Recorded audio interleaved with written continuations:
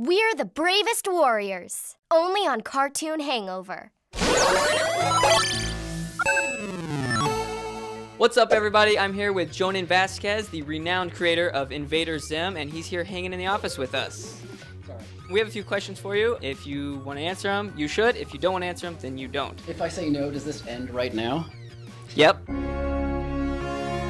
Thanks, everyone, for tuning in. How did you get started in animation?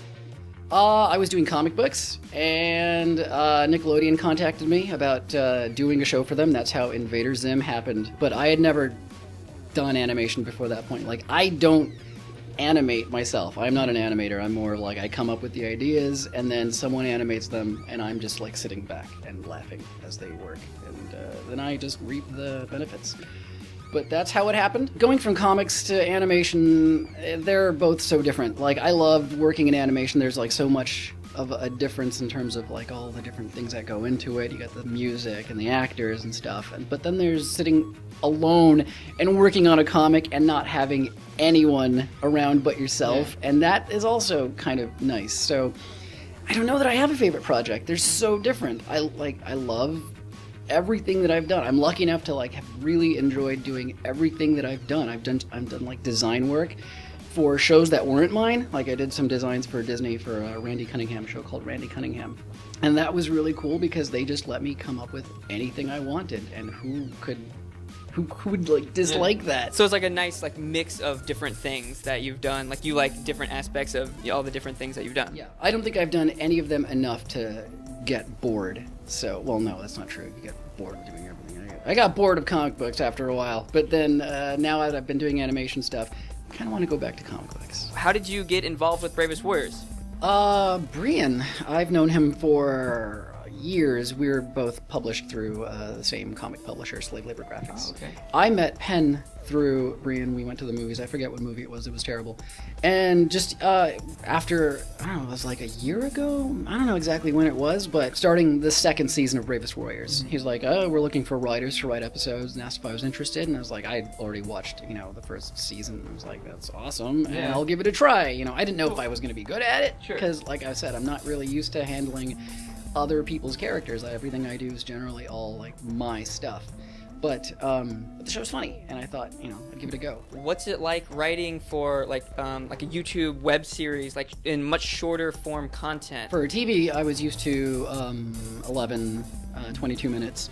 Bravest Warriors, I guess the goal was around 4 to 5. Mm-hmm. I love a lot of back and forth dialogue, a lot of it. So I always worry that I'm going to come in really fat on a script, but I worked out okay. It was I had never done it. I had never written anything that short formats. It's interesting dealing with other people's characters, like asking myself, can I do this? Will it sound like the show, or will it sound like me writing fanfic? We have a special guest voice actor that lends their talent on your episode, Dana Snyder. Right. Was that your call, or was that Brian's, or how did the voice casting process go for your episode? We basically needed someone that could sound like a jerk. And Dana does amazing jerks. He just Master Shake is like the ultimate annoying guy. And I met him in Australia at a convention, and I run into him every now and then. We keep in touch. And so when it came time to find a voice for the character that he voices in the show, I was just like, how about Dana? Yeah. And they contacted him. He came in, and he just took over. Like, knocked it out. Amazing. It was amazing. We you think you're going to be doing, okay, do a little bit more like this, but we were just, Brian and I were just in the booth, and we're just staring at him. It's like, oh my God, you won't shut up. You can't shut him up. Wow. And we had so much material, and all of it was funny. He's incredible. I love someone that knows how to play. Like, you're not telling them how to do it. Yeah. They're just playing, and it's all usable. So is there anything you can tell us about your upcoming Bravest Warriors episode, the Puppetyville Horror? One of the things that I wanted to do was have the Bravest Warriors act strangely, sort of break them out of their characters a little bit. So that was like the first thing that I knew I wanted to do, and the episode kind of like came from there. How can I get them to not sound like themselves and even act like themselves, which might upset people? I should warn people, there is no cat book. Good warning. I like the Bravest Warriors. I also like Catbook, but I just think people should know, because I can see the comments. Where's Catbug? Why is there no Catbug? And then I'm gonna be like, you just reply to all of them. Yeah. I'll reply to every single person and explain why there's no Catbug for that person in particular. He's gonna be in the comment section of the Puppetyville Horror, responding to your comments. Where's Catbug? Like I hit like 10 keys with one press. Okay, so if people want to find you, they hit you up on Twitter at JhonenV, and then on Instagram you're at JenNV because.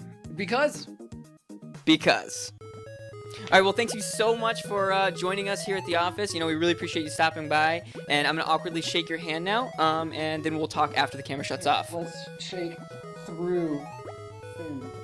Absolutely. Completely necessary. Thank you. Bye.